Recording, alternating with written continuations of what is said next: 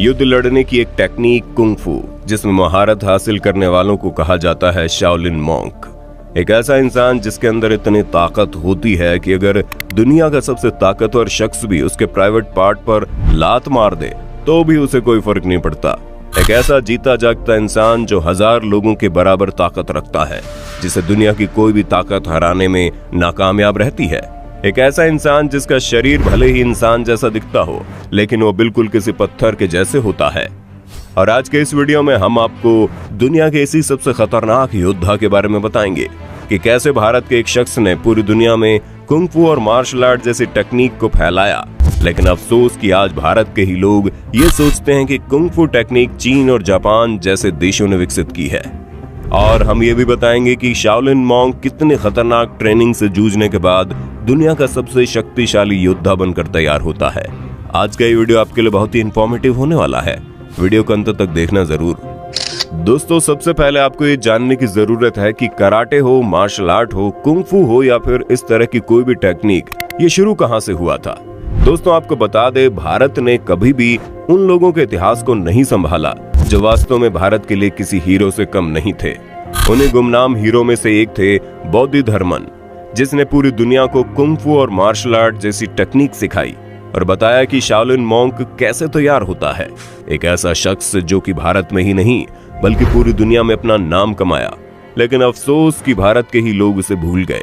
आज भी बोधिधर्मन नाम के उस शख्स की चीन और जापान जैसे देशों में पूजा की जाती है। आज चीन के शाओलिन टेम्पल को मार्शल आर्ट सीखने के लिए सबसे अच्छी जगह माना जाता है और यहाँ दुनिया भर से लोग भी आते हैं। आज के समय में बहुत से लोग समझते हैं कि मार्शल आर्ट चीन और जापान जैसे देशों ने इजाद किया है, लेकिन ऐसा बिल्कुल नहीं है, क्योंकि जिस शख्स ने मार्शल आर्ट को जन्म दिया वो है बोधिधर्मन। दोस्तों, आपको बता दे, बोधिधर्मन जन्म से ही साधु नहीं थे और न ही वे किसी बौद्ध साधु के वंशज थे। असल जिंदगी में तो बोधिधर्मन एक रईस राजकुमार थे और कहा जाता है कि बोधिधर्मन दक्षिण भारत के पल्लव राजवंश में जन्मे थे। उनके पिता कांचीपुरम के राजा थे और बचपन से ही बोधिधर्मन के पास असीमित दौलत थी और उन्हें किसी भी चीज की कमी नहीं थी। ऐशो आराम के साथ वे अपना पूरा जीवन बिता सकते थे, लेकिन उन्होंने ऐसा नहीं किया। उन्हें बौद्ध साधुओं का सरल जीवन और आंतरिक शक्ति ढूंढने का प्रयास अच्छा लगा, इसलिए उन्होंने कम उम्र में ही राजपाट त्याग कर बौद्ध साधु बनने का निश्चय किया। महज 22 साल की उम्र में ही इन्होंने आयुर्वेद, सम्मोहन, मार्शल आर्ट और पंच तत्वों को काबू में करने की विद्या हासिल कर ली। उन्होंने दिव्य शक्तियों को भी हासिल कर लिया और जब इन्होंने मोक्ष की पहली अवस्था को प्राप्त किया, तब इनके गुरु ने इन्हें सत्य और ध्यान के प्रचार प्रसार हेतु चीन की तरफ भेज दिया। कई सालों के कठिन परिश्रम के बाद बोधिधर्मन चीन के नानयिन गांव पहुंचे। इस गांव के ज्योतिष द्वारा भविष्यवाणी की गई कि गांव पर एक बहुत बड़ा संकट आने वाला है और उसी बीच बोधिधर्मन उस गांव में पहुंच गए। गांव वालों को लगा कि यही वो शख्स है जो इस गांव के लिए संकट लाने वाला है, इसलिए गांव वालों ने बोधिधर्मन को गांव से बाहर निकाल दिया। कुछ ही समय बाद उस गांव में एक भयंकर महामारी आ गई, जिसकी वजह से गांव के कई लोग मरने लगे। गांव के लोगों को डर लगने लगा कहीं ये महामारी और ज्यादा न बढ़ जाए, इसलिए जो भी बीमार आदमी था उसे गांव से बाहर कर दिया गया।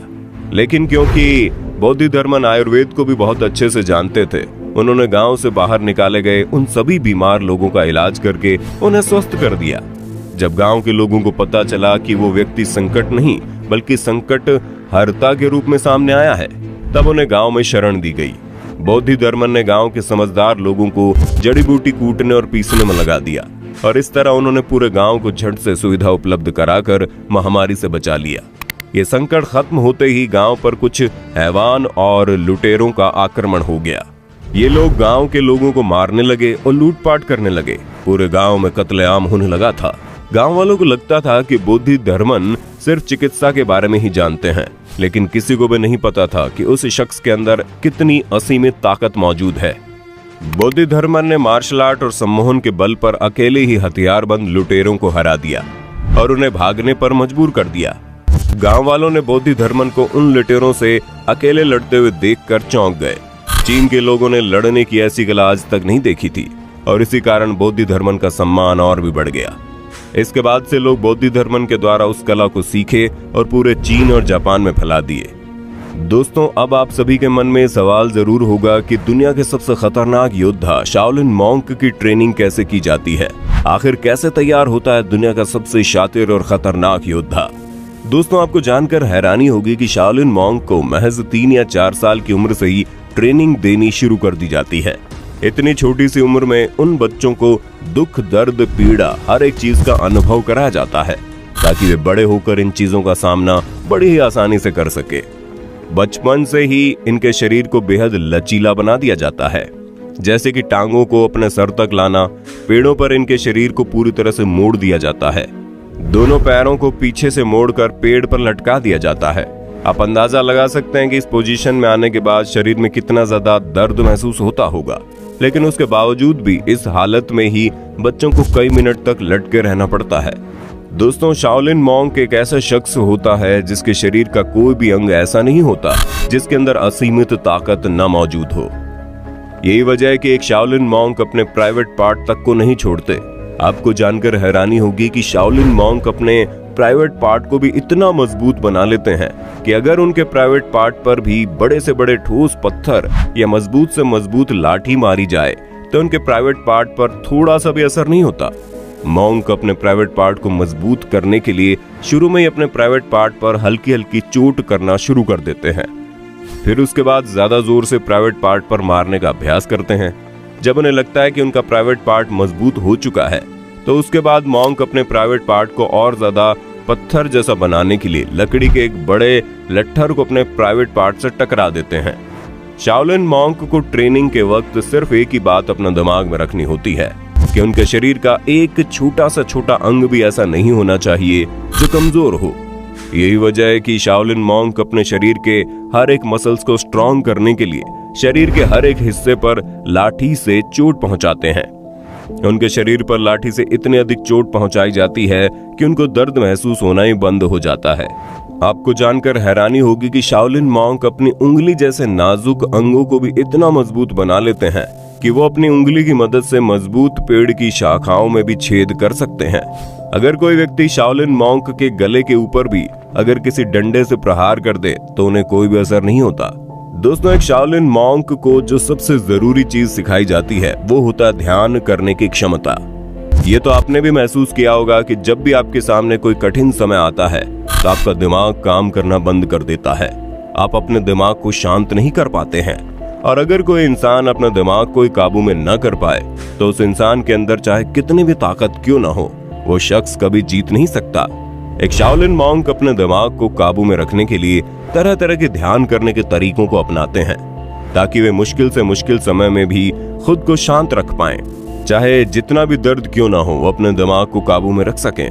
खैर, ये तो बात हो गई एक शाओलिन मॉन्क के शरीर की अंदरूनी ताकत की, लेकिन ये तो आप सभी जानते हैं कि आज के वक्त में लड़ाई शरीर की ताकत से ज्यादा हथियारों की ताकत से लड़ी जाती है। यही वजह है कि अंत में शाओलिन मॉन्क को हथियारों की ट्रेनिंग भी दी जाती है।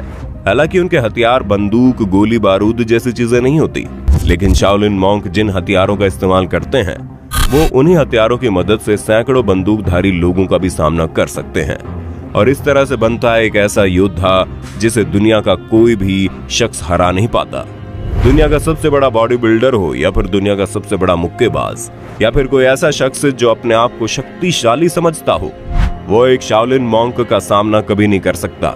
तो दोस्तों, आपने देखा भारत से निकली हुई एक टेक्निक जिससे भारत का एक महान शख्स बोधिधर्मन ने दुनिया भर के लोगों को सिखाया, लेकिन कैसे आज हमारे भारत के ही लोग उस महान शख्स को भूलकर यह सोचते हैं कि कुंग-फू और मार्शल आर्ट जैसी चीजें चीन और जापान के अंदर इजाद हुई हैं।